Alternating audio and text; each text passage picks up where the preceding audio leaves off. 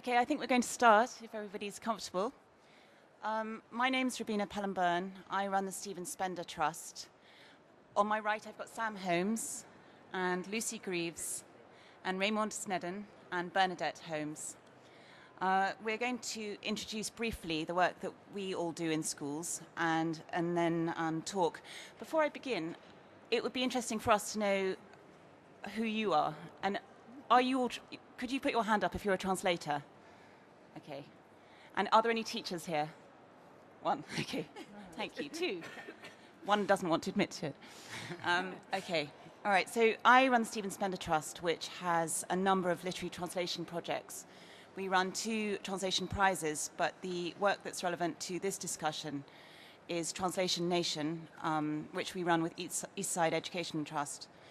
Workshops in primary schools using community languages and in secondary schools using taught languages, 13 and 14-year-olds.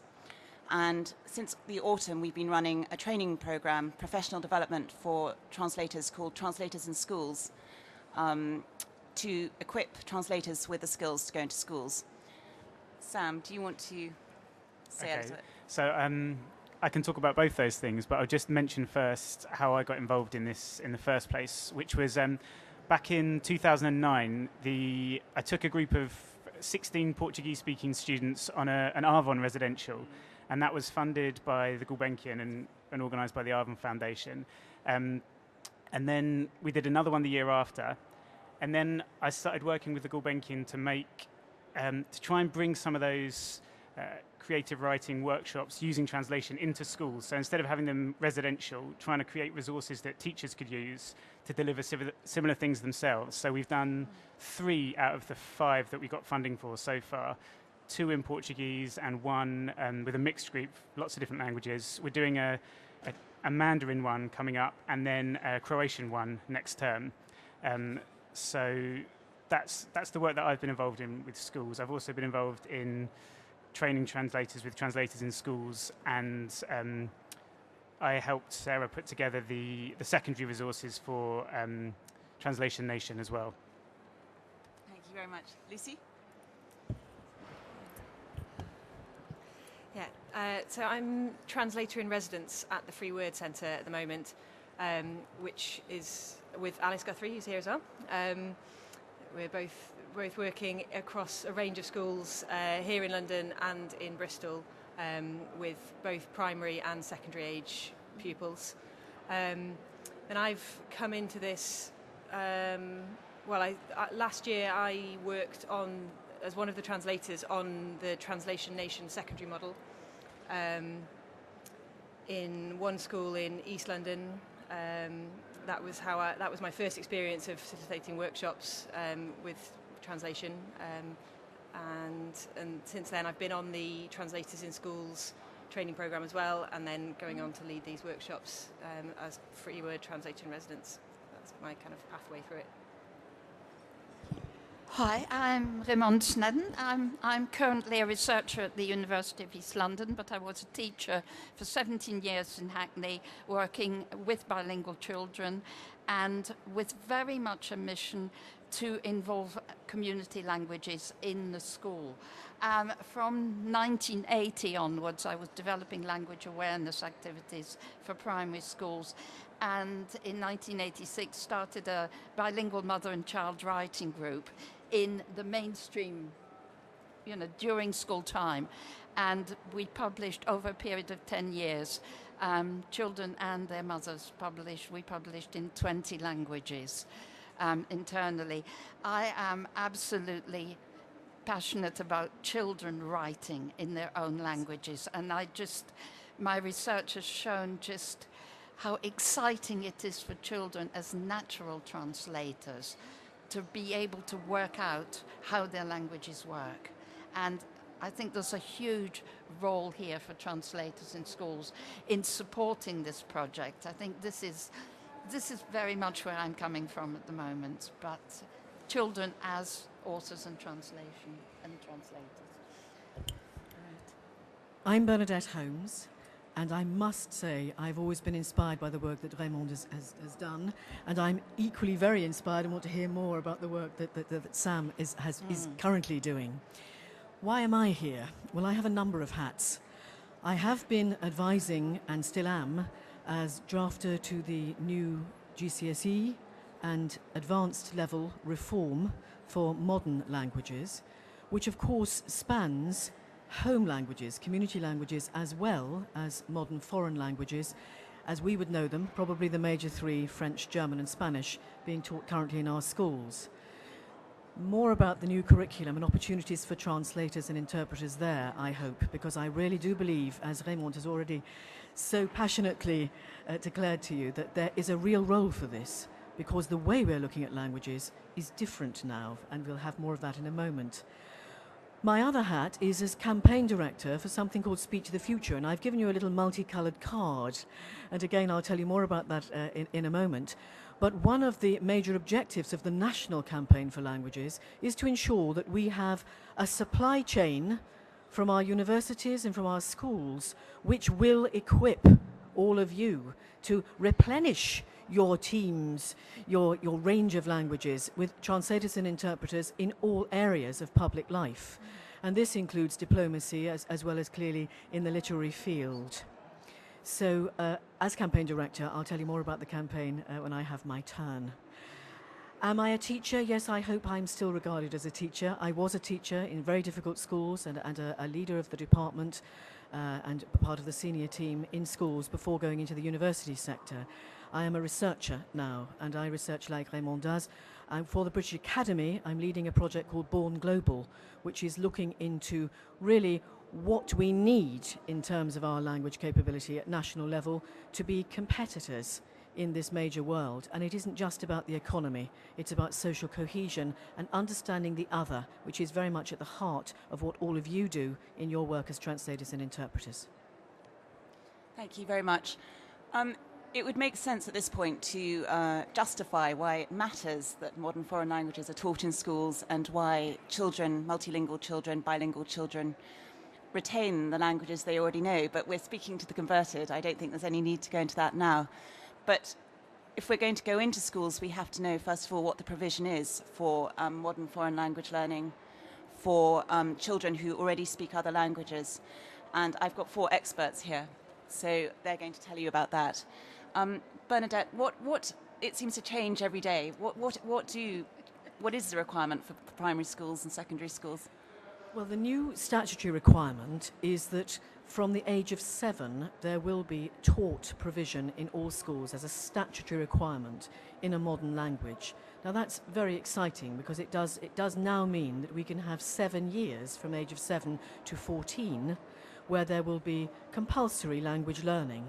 Now, at one stage you will recall, and I'll keep this brief, so I know there are others who would like to contribute to this, you'll recall there was a suggestion by ministers of a list of languages.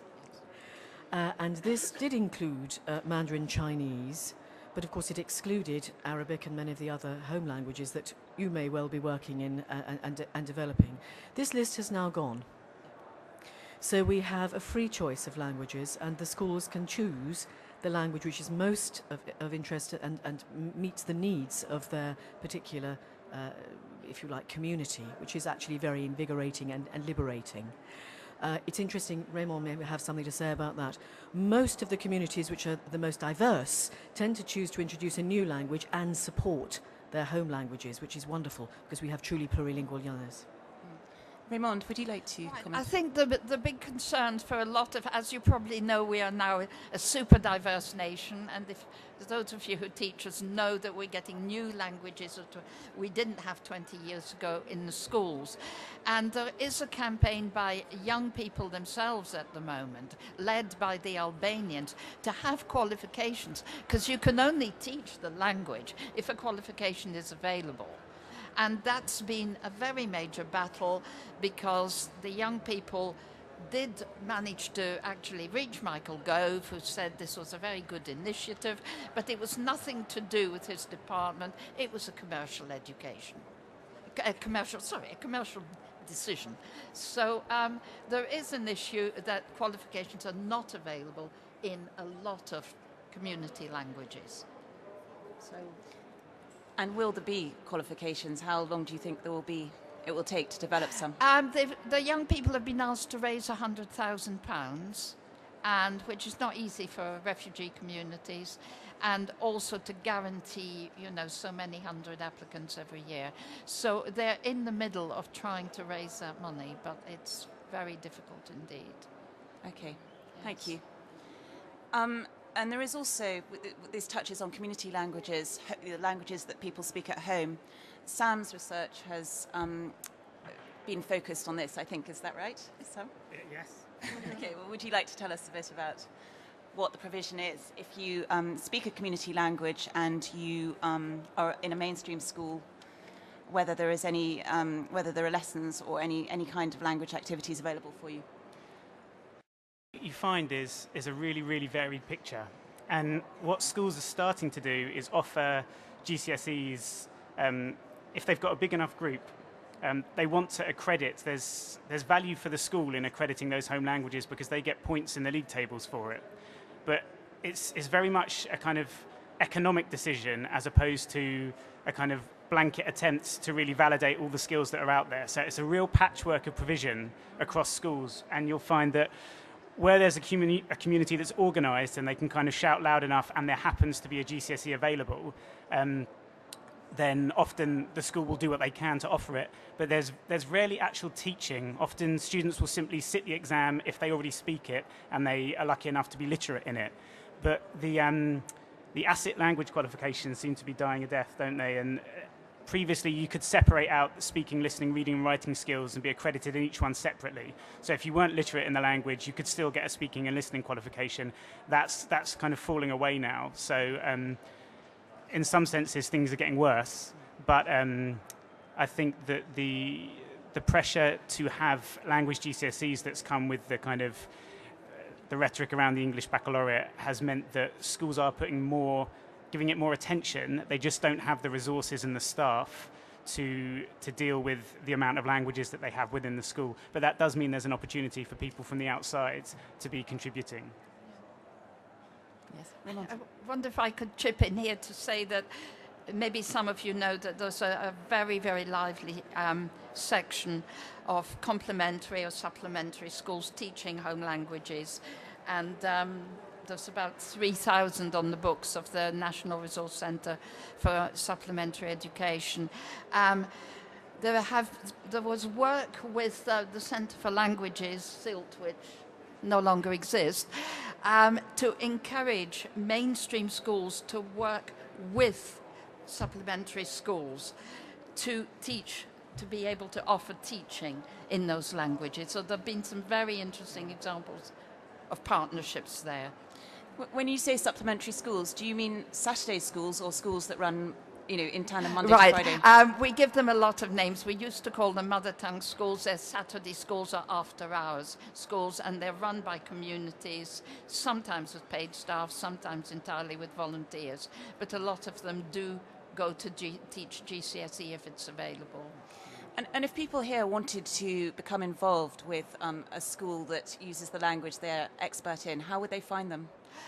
Go to the National Resource Centre for Supplementary Education, which has existed in various forms since 1997. And they have a website and they have a database, and you could also contact them. You could also contact them personally.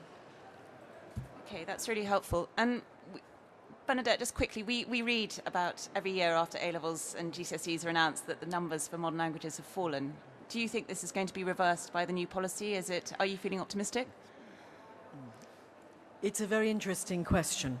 We hope so. The new GCSE and the eventual new A-level, which will be coming in shortly, the GCSE has just been published, is a more rigorous GCSE, but we hope it will be a more stimulating GCSE. Coming back to the numbers issue, there are very serious declines in the number of A-level students, and there is a dramatic decline. We are raising attention through our own Speak to the Future campaign, which is, as I've given you the little card here. We're also asking our great advocate, Baroness Jean Cousins from the House of Lords, to state our case through the Lords. And we're representing, if you like, the case for languages in every forum we can find. There is a real issue. Now, why are young people not choosing languages? It isn't simply because they don't see the relevance. It's because they've not found the experience of learning languages interesting enough. And there's sufficient evidence from research to say that young people have not found languages motivating. And this happened at GCSE, it happened with the A-level. Recent research that we've taken into account in looking at the changes to A-level, young people say it's such a moribund subject. It isn't relevant. Well, now, this cannot be. I mean, as linguists, we're all obviously very persuaded of the importance of languages. So we have looked, and I'm coming to a very relevant part, which I'll just very briefly say, and then but we must hear from others. We have included skills and knowledge which maybe look as if they are going back to a previous age, but actually are they? Don't we need the skills of translation and interpreting early on? Don't we need to look at literature and have the stimulus of literary texts? Now, we've introduced those in the earlier part of the curriculum and in the GCSE and into the A-level, reintroduced again. So there is a real role for you to inspire and to get engaged with teachers into how literary texts are taught, how they're approached, how we have creative writing. There's a lot of creative writing here in these new curricula. So there's plenty of opportunity for all of us to demonstrate how we can work together to galvanize fresh interest and develop much more highly refined skills in engaging with language. And that's, I think, where we all have a common interest. Yeah. Lucy, I wanted to call on you. Lucy delivered secondary workshops as part of Translation Nation and is also delivering workshops as translator in resident, whatever it is, at Free Word Now. Could you just tell us a bit about the workshops that you ran and what you thought it brought to the children that they weren't getting from their ordinary language lessons? So I ran a series of workshops with Year 8 and 9 groups with the Eastside Educational Trust, and I saw 8 different groups over the course of a few days in kind of double periods, so hour and a half long slots, and I went in with video clips from a Spanish film, and so the translation was based on the dialogue from these film clips. So we talked kind of more generally about some translation issues to start with, and then started to look at the clips. The kids it was in their Spanish groups, so they did have some Spanish, but the level was pretty low. So we had a glossary with all the words they needed to know.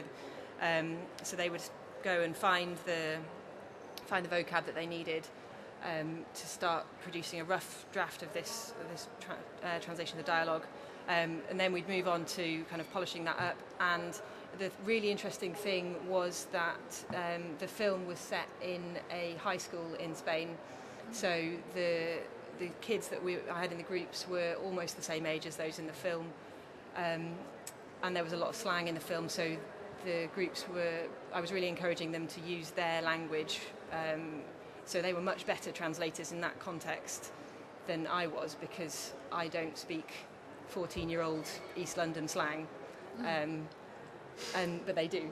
So they had just the right language to kind of access that translation, which once I kind of worked out how to facilitate it so that they got that idea that they had to kind of take ownership of that translation, then it all just kicked off and went really, really well. So I think that it was a kind of validation of knowledge that they already had, as well as acquiring the skill of translation, I think, in that context. And with some of the groups, we got as far as performing their dialogue that they'd translated over the film clips, which was really exciting as well. Yeah, the feedback we got was that some of the children loved the translation bit, and others were better at the polishing bit, coming up with the slang. And then there was this third group who perhaps hadn't been so engaged up until that point, but were very keen to act it out. So it worked well in engaging everyone in the class, and it was quite fun. The film was quite fun. And we hope it did also sneak in some Spanish vocabulary, but more it taught them about how important revision is, that translation isn't a one-step process, that you're constantly revising, polishing, thinking about register, all the things that you think about every time you work on a piece. Can I just add that? Yeah. I asked for feedback from the kids at the end of each session, so they would write just short bits of feedback, and not out of most, I've had a lot of really positive feedback, some not so good, but one little boy wrote that he hadn't really liked Spanish, but he thought he might do Spanish GCSE now as a result. So I felt if one of out of kind of 90, 100 children that I saw over those couple of days, if one boy decided that he was going to do Spanish GCSE, I felt like I'd succeeded. So. And didn't you begin your session with a presentation about the careers that are open to people with languages? Can you tell us a bit about that? Yeah, we had a PowerPoint, so we just talked more kind of generally about the careers that are open to people with languages, and possibly routes that young people might not have thought of. So not necessarily just translation interpreting, but in business, in education, working abroad, all sorts of things. And we kind of highlighted a few celebrities who have languages and use them to great effect. Yep. Football clubs are very, apparently Right. football clubs hire loads of interpreters and translators, which people hadn't known. Sam can say a little bit about running workshops in primary schools as part of Translation Nation, which had rather different aim, I think. Yeah. So the workshop you just heard about was designed, me and Sarah Ardezzoni, who's a French translator, we designed that one for secondary school, and it's a really different context to working in primary schools, and I think that's the key for doing any work in schools, is really understanding what the priorities are in the classroom at the different stages and what you're working with. So that was very much a modern foreign languages session. Sarah designed, it was Sarah, wasn't it, that designed it? Yeah, Sarah designed the sessions for primary schools, and must be about 3 years ago, I think, 3 or 4 years ago, I delivered some of those. And it's a much longer process. So we went in for 3 days. And on the first day, I delivered, I basically did an assembly to, I think, most of the school in Portuguese. So I delivered it, I told a traditional Brazilian story in Portuguese using loads of props and audience participation. And it was in a school where there were a lot of Portuguese speakers as well, so a lot of children translating and interpreting for each other in the audience. And then I worked with about 2 classes for a day, and we looked at different translation activities. We talked about the story that they'd heard, and we set them the task of bringing in a story from home in their home language. So the second day, it's quite a long time ago now, but I think the second day we worked on, they brought languages in from home, and they worked in groups, and they did a rough translation of those stories from home, and they wrote them up in English. And then the third day was all about polishing those and coming up with a performance version of those stories. So the process really worked from showing them what it could look like to getting them to bring in stories written down in their home language and then translating those into the English with the help of their friends. So what was really key is you had, say the story had come in French, then the French-speaking work with other English-speaking students to produce a really nuanced English translation. So everyone had a different role in that process. Some people were experts in the original language, some people were experts in rendering that in kind of idiomatic English, and then when it came onto the performance, there were people that were really expert in producing and delivering that. And then those performances were then delivered in another assembly back to the whole year group or the whole school, depending on which school we worked in. So that was that wouldn't work so well in a secondary school. It's a kind of different stage, but it worked really well in a primary school with year 5 students. So it's really about tailoring what you're doing to, like I was saying before, to the school you're working in, the languages they've got there, but definitely the age group as well. The idea of so Translation Nation began in its first incarnation. It was just in primary schools, and it had a number of aims. One of them was to raise the profile of community languages. So often the teachers would say they hadn't realized that children in their class actually knew Arabic or knew Portuguese or whatever. And it really raised the status, the standing of the person who was then acting as the teacher to the other children in the group, I think. Is that fair to say? But so that was one aim. Another had a slightly, sorry to use all the jargon, PHSE element, which was to involve parents and grandparents who wouldn't normally come into school, who wouldn't feel particularly relevant, or they wouldn't feel very comfortable because their English wasn't very good. And there was a reason for them to come in. They were needed, and they would often be introducing the stories. It ran differently in different schools. Can I just interrupt you on that? There was a lovely case of a school I was working in, and a Congolese boy, his father had come in to tell a traditional.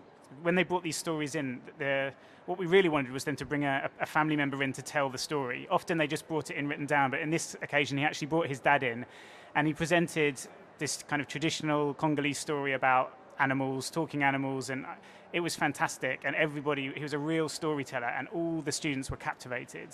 And the student, the pupil whose father had come in, had real difficulties with literacy in English and in French, and wasn't the type of student that was usually top of the class when it came to writing activities. But when it came to, when we did, okay, who wants to work on this story? Everybody wanted to work with him. Everybody wanted to be part of his group and working on his story. And he was just over the moon about it. And it was really nice to see him in a completely different situation with a literacy activity than he would normally be in. He was just so proud of the fact that his dad had come in and had told that story, and everyone wanted to work on it. So that was lovely. One of the things that's become apparent working with Sam is that you can't just go to schools and say, this will be good for you, we'd like to do this. You have to highlight which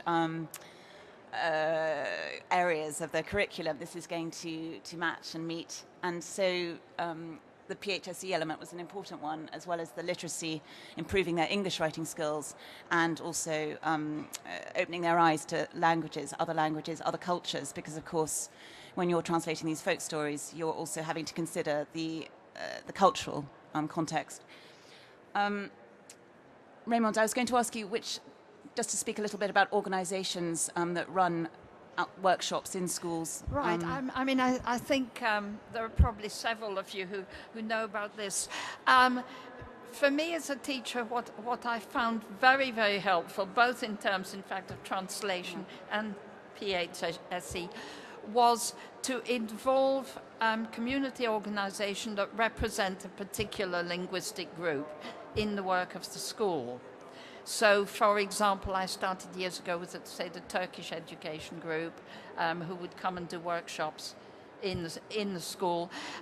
Currently, there are a whole ethos in East London of community organisations led by an Albanian organisation called Shpresa Program, to go into schools and help teachers to run lunchtime language clubs, for example. And what schools that are interested in supporting children's languages will do different language clubs on different days, or maybe run them for 6 months. They don't necessarily run them all the time. But what these organizations will also do is, for example, run workshops for teachers about their community and what their education expectations are.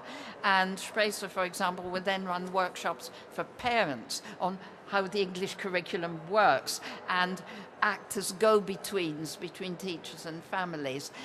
But what's interesting about the language workshops is the model I've seen that I liked most, I think, is children who speak that language bring their friends. Yeah. So it's both supporting the development of the first language, but it's introducing the language. So there are activities, I've seen it very much at primary school, where yes, you do learn some words, you learn some phrases, you learn some of the language, but you also do some dancing and games, and it's a very good way of raising the status, as we've mentioned before, of languages. But I think you know about other organisations as well. Does anyone want to comment? Well, you've talked about pop-up before. I don't really know anything about pop-up, but I know they do loads of work to do with language projects, and it's well worth Googling them. And also have a look on the Translators in Schools website, because we've got a page of links on there, and that should be quite helpful. But I think something that Raymond was saying before is a lot of these organisations appear and then disappear, and it's a really fast-moving kind of sector. So it's about tracking down, looking at the area you work in, the schools that you want to work with, the language groups you want to work with, and just following that up. But I think it would be hard for there ever to be a kind of comprehensive directory, because these things just come and go with funding really quickly. Yes. And it's also possible for you to set things up yourself. It's quite a versatile sector. Anyone want to say anything?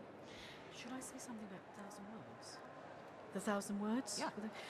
This is not so much an organisation, but it's an opportunity. The campaign that you have on your card there, the Speak to the Future campaign, we have formed strategic partnerships because we need the sponsorship with companies who have a similar vision, if you like, of the importance of languages. And the Oxford University Press and Vocab Express have supported us in launching a competition, a challenge, called the 1,000 Words Challenge. Now, this is open to everybody. So it's schools, primary, secondary, universities, the general public, professionals in all kinds of areas. And we're challenging everybody to learn at least 1,000 words in a new language. And what has happened is that the Vocab Express has formed a wonderful platform built on their Vocab Express learning tool. And the Oxford University Press has identified 1,000 high-frequency words, including obviously verbs and nouns, to really move people on with a range of languages, which is absolutely exhilarating and very, very exciting. We're taking this further, and we're calling our next stage of the competition Strictly 1,000. And why I thought this was relevant in building on the work of my fellow panelists is that this is about performance. And it can be a short story, it can be a little sketch, it can be a poem, a song from the language you are learning, or a language that you have in the home, which you are acquiring the literacy of that language. So it's open to modern languages and home languages, modern languages in the curriculum and home languages. And what we're asking people to do, and the rules, if you like, of the competition, the entry requirements will be published very shortly from the London Language Show Live. There will be requests out for people to perform 2 to 3 minutes, digital video. It will be streamed constantly on the London Language Show site. Winners will be selected who will be invited to perform at the London Language Show Live on the 18th of October.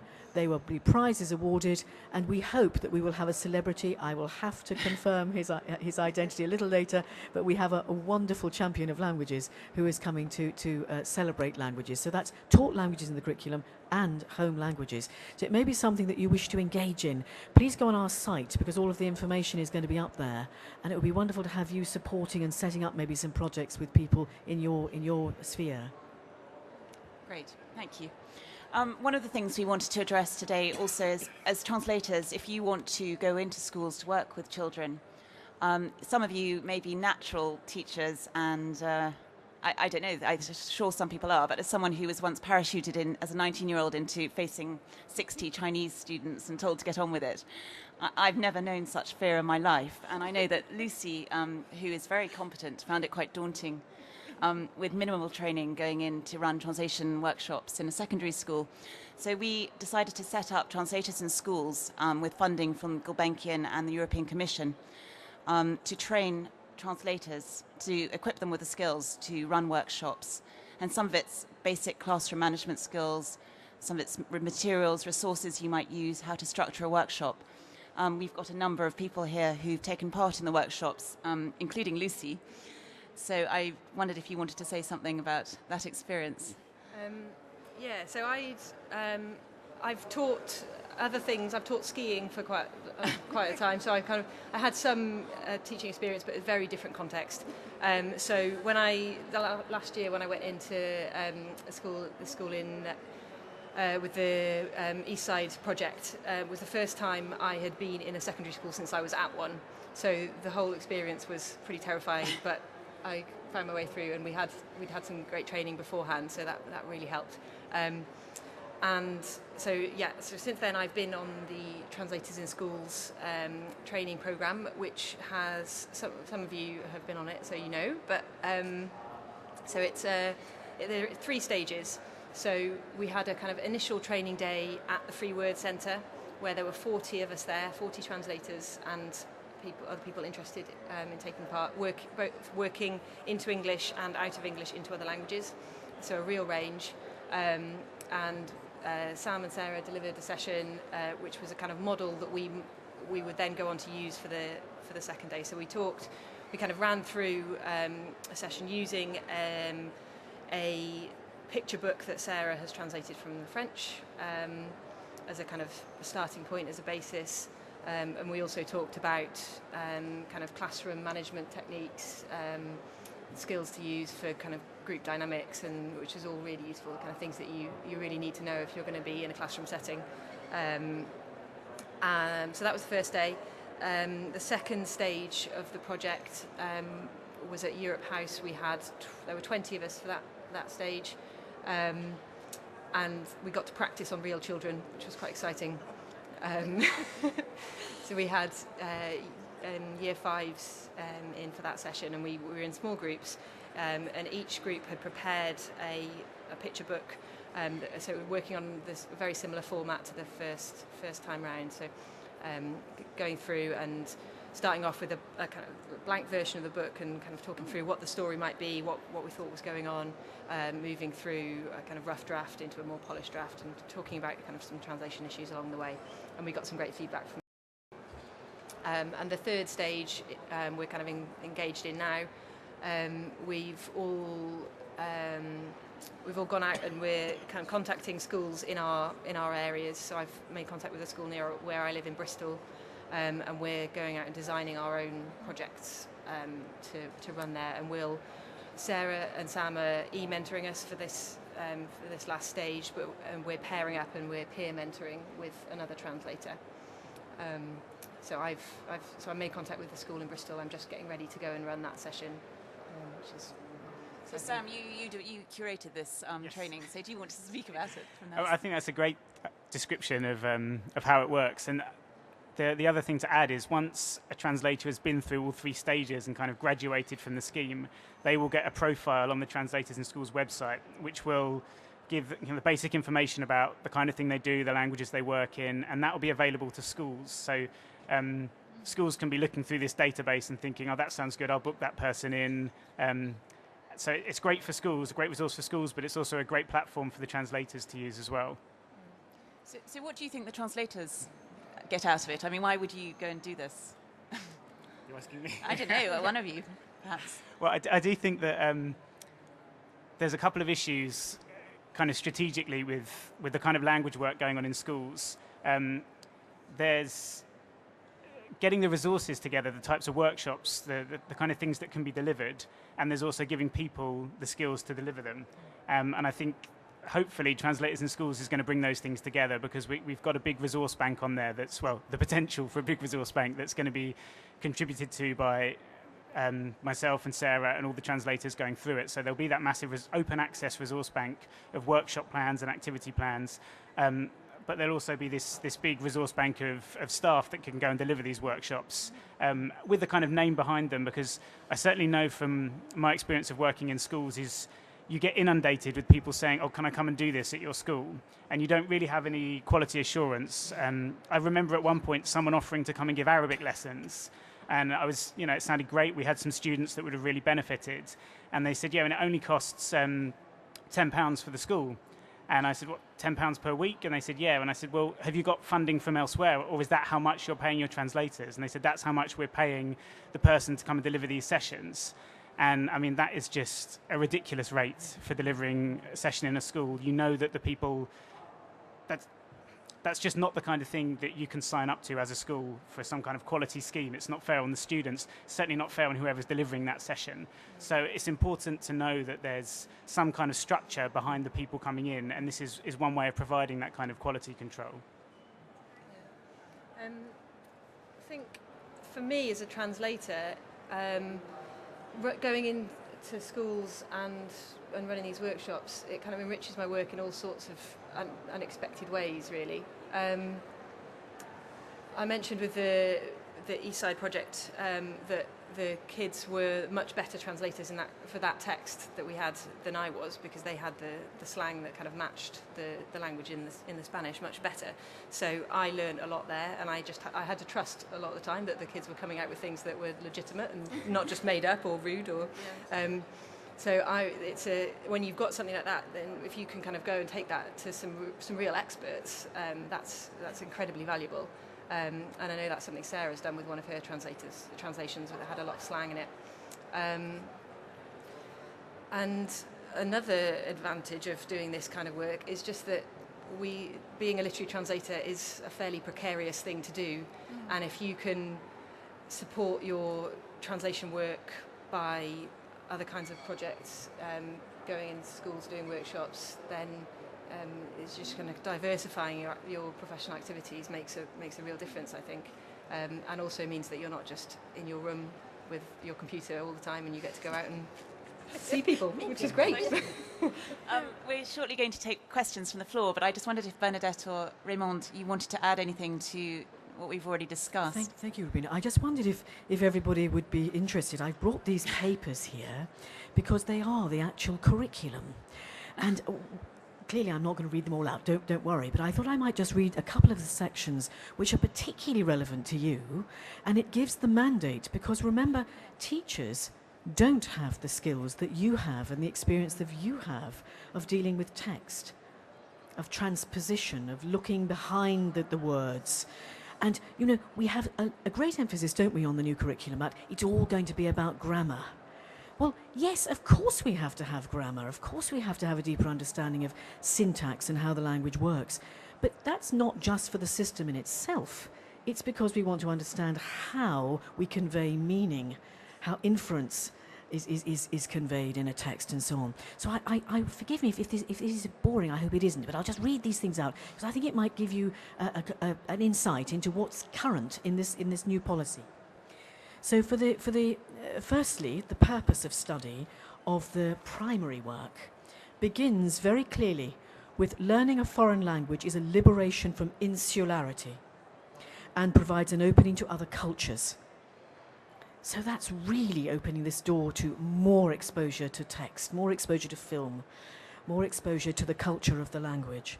And it actually refers in this purpose here to learning for practical purposes, learning new ways of thinking, and reading great literature in the original language. Wonderful introduction. Then it goes here into some of the translation skills.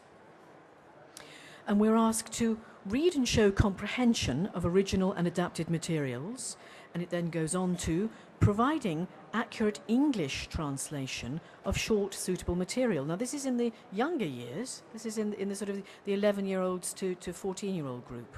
And it also talks about writing prose. Well, what kind of prose? Narratives, stories, scripts. Anything creative can come through this, because they are wonderful vehicles for identity and culture and developing the independent control of the language system. We then go on to the GCSE, and I'll keep this brief. This is this final little section here, which I think would be of interest to you, I hope. And it talks about deducing meaning from longer and more complex passages and abstract material. That's interesting. Recognizing and responding to key information, important themes and ideas, including extracts from relevant abridged and adapted literary texts. It then again talks about scanning for particular information, drawing inferences in context, recognizing implicit meaning, and where appropriate, translating texts into English. So there's a whole new area there, which is really terrifying for the average teacher in school. And exciting for you. And you have the skills, the knowledge, and the inspiration to help those teachers see something creative and positive in this, not something threatening and retrograde. Thank you, that's very interesting. I was going to say, very similarly, I've, through my work with the Free Word Centre, I'm going into a secondary school in Holloway, and the teachers there they've asked me to work with a Year 7 group and run a short series of workshops. And we had a meeting just recently, and they expressly stated that they felt like those workshops were much more for them to learn how to teach translation than it was for the kids to learn it. So they've got this new curriculum. They really don't know how to kind of access it and how to get it across in a fun way that's going to be accessible. So I'm not entirely sure how we're going to do it, but I'm going to hopefully be able to give them some ideas. Thank you. Raymond, you wanted to say something?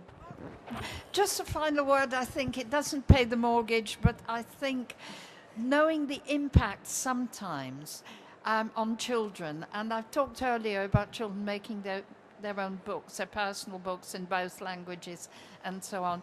And I still live near where I used to teach, and I've had the experience a number of times, usually in Morrison's on a Saturday morning, of some tall person coming up and saying, "You're Miss Snedden, aren't you? Do you remember me?" And then the next thing would be, "Do you remember that book we made?" And this would have been well over 20 years ago. So I think this kind of work that you can support in schools has a very big impact on young people. Brilliant, thank you. We'll take some questions if you have any. Nikki, do you want to? There's a mic coming if you want. Thanks. At secondary level, what languages have you worked with so far, and is that list, whatever it is, fluid? Is it going to expand? Sam. When you say what have we worked with, do you mean which organisation you're talking about? Do you mean Translation Nation? No, the secondary level. That's not It is. Yeah. Okay, so Translation Nation, there's a French workshop and a Spanish workshop. And as far as I know, they're not looking... No, Eastside reacted to, this is what the teachers asked for. We had more ambitious plans, but you can't impose this on the schools if the schools want French and Spanish, so that's what it's been. Sorry, Nikki. But a lot of those resources are going up on the Translators in Schools website. So once the structures are there, I mean, for example, the French workshop and the Spanish workshop are the same. They're just using different films and different clips. So there's no reason why those structures can't be adapted if someone has, a suitable equivalent film to use. There's just a bit of transcribing and glossary making to be done. But yeah. Okay. Anybody else? I liked very much the panel. Very good. I am Brazilian, and I am here for a year as a fellow visitor professor at King's College. So I am a university lecturer as well, but I said that I am a teacher because I consider myself a teacher as well. So I just would like to ask a question for Sam. Yes. You told that you worked with a Brazilian group. So are the Brazilians who live here, they are migrant here? What sort of Brazilians are they? So London's got the biggest Brazilian community outside of Brazil. Mm-hmm. And in Lambeth, Portuguese is the biggest language after English. So the thing about the Brazilians, it's not really... The word community, you can apply it more to the Madeirans and the Portuguese than you can to the Brazilians. This is exactly what my PhD's on, so I won't go on and on. But the Brazilians tend to come and go. So it's a very transient community, but there are thousands and thousands and thousands of them in London. Yeah. Anyway, at the end, I'm going to talk to you a little bit more then. And also to the third one, I forgot your name, sorry. Raymond. Okay, so I would like to know if you have something published about what you have been researching in this aspect. Yes, I have a book called Bilingual Books by Literate Children, which is all about my research in that, and it's published by Trentham Books. Any others? No? So, does anyone there are no more questions. Does anyone have anything to comment on from the panel? I don't think so. I would just round up then by saying that a lot of what we've talked about you can find on, sorry for this brief publicity plug here, on the Translators in Schools website, which is just translatorsinschools.org. There are links and there's information about the training program. There's a Translation Nation website, And the Stephen Spender Trust, which is the organisation I run, will lead you to those if you just want one central hub. Another brief thing, we're running Translators in Schools, the day one training on the 30th of April at Roehampton University. And there is still 1 or 2 places left. If anyone's interested, please come and see me or email me, and I'll let you know more about it. I've now have my little plug. Would anyone else like to say anything? Just to say, please do look at our Speak to the Future website. And one of our main objectives is to support professional linguists. So we really do want to engage with you, and that's very important. And I can see there's a great deal of synergy here. I shall not be letting any of our panelists and our chair escape before I've explored what those might be. There really are opportunities, everybody, and now is the chance to really make a change. Okay. Thank you very much. Okay.